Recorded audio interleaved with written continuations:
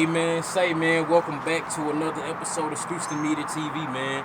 We here live, man, with my brother, man. Yeah. Networking the streets, man. How you doing, bro? How you doing? Man, I'm good, man. I can't complain, man. I'm feeling good. I'm alive. I'm in good spirits, good health. So, I'm straight. I can't complain at all. Real talk, man. How your 2021 going, man? What's going on? It started off slow, you know what I'm saying? Like, it started off slow, but I ain't gonna lie, it's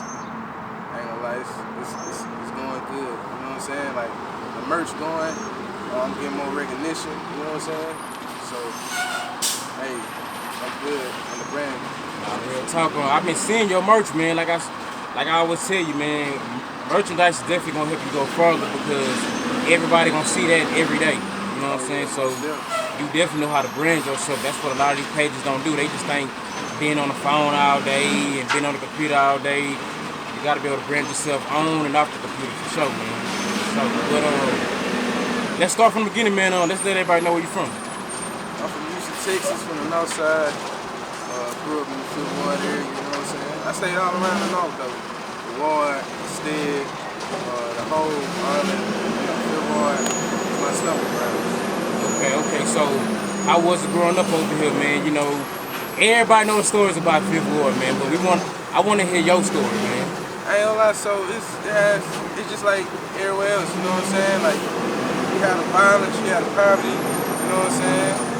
You see like the pimps, the dope dealers, niggas involved in gangs and shit, all type of shit. But I say for me, since a lot of people knew my people, bro, like, it was like a village, you know what I'm saying? Like, people had a certain type of respect for like my great grandmother, my aunties, my great grandpops, you know what I'm saying, my mama and them. So it's like, shit, when they see me trying to, you know what I'm saying, do some shit I ain't got no business doing, you know what I'm saying, I get chastised for it, you know what I'm saying, whether it's physically or verbally, you know what I'm saying.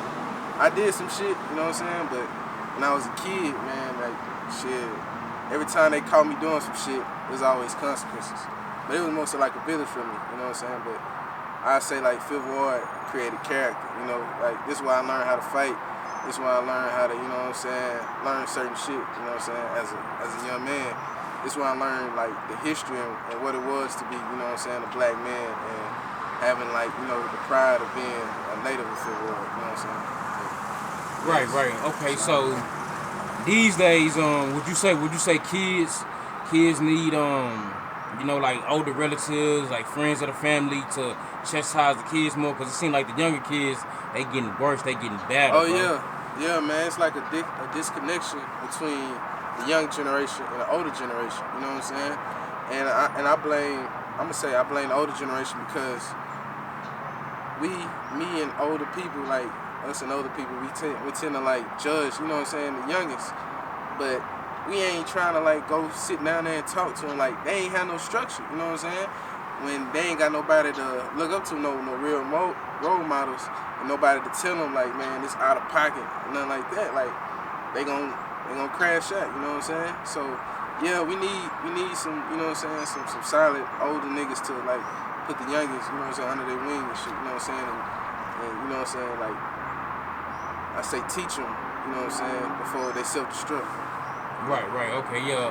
I definitely agree with that, man, because I got younger relatives, man, who in these streets tough, man, and then when you talk to them, you could tell they missing, like, love from the family. And that's not to say that the family not loving them, my family not loving my little cousins, just like sometimes they want love, but they not telling you that they need love or whatever, Yeah. So I just think in the black community, you know what I'm saying, we need to learn how to talk to our kids more, because what I notice about going around other races and all that, they always there for their kids, whether they doing good or bad.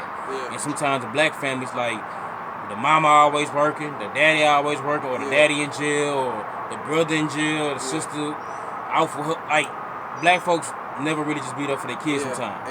And it's no longer a village no more, you know what I'm saying? And I heard somebody say this. They say it ain't no neighbor in the neighborhood no more. It's just straight hood, you know what I'm saying? Like, just people living there. Yeah, people just living there. Ain't nobody holding nobody accountable no more. Ain't nobody, you know what I'm saying? Like, say if they see a little kid to run, they don't say nothing, you know what I'm saying? Just everybody for themselves, you know what I'm saying? Right, definitely. We definitely got to change that mentality, man, because at the end of the day, we already see in our communities, man, that these folks they coming back and they buying our neighborhoods back up. You know what I'm saying? And we losing history. So, what's your thoughts on cause gentrification isn't always bad. You know what I'm saying? But I think it's bad when you take a neighborhood that was 100% Hispanic or 100% black, and then now it changes to a mixed income neighborhood. What's your thoughts on that? My thoughts on gentrification. So basically, this is how I feel about it. So it's good that they making a neighborhood, like they buying empty houses, vacant houses, empty lots, whatever, doing something with it. But once you start turning these little areas into like $500,000 houses or properties that's worth millions of dollars, it's gonna raise the value up, you know what I'm saying, of the area, to where the natives who've been here for 50, 60 years can't afford the taxes on it, because the tax value gonna rise up. From 500 to damn near what, 2,000, 3,000 a year. Yeah, so I'm against that, but like if they like just building little areas to where the people, some white folks or whatever, or people with some money trying to move in the city, and it still don't bother the people, and the people just going about their business, it's all good. But as far as like what you saying, how they building all these not duplexes, like little condos and houses, and it's raising high rises. Those are definitely popular these days. The high rises for sure, man. You see those in every city. Yeah. Well,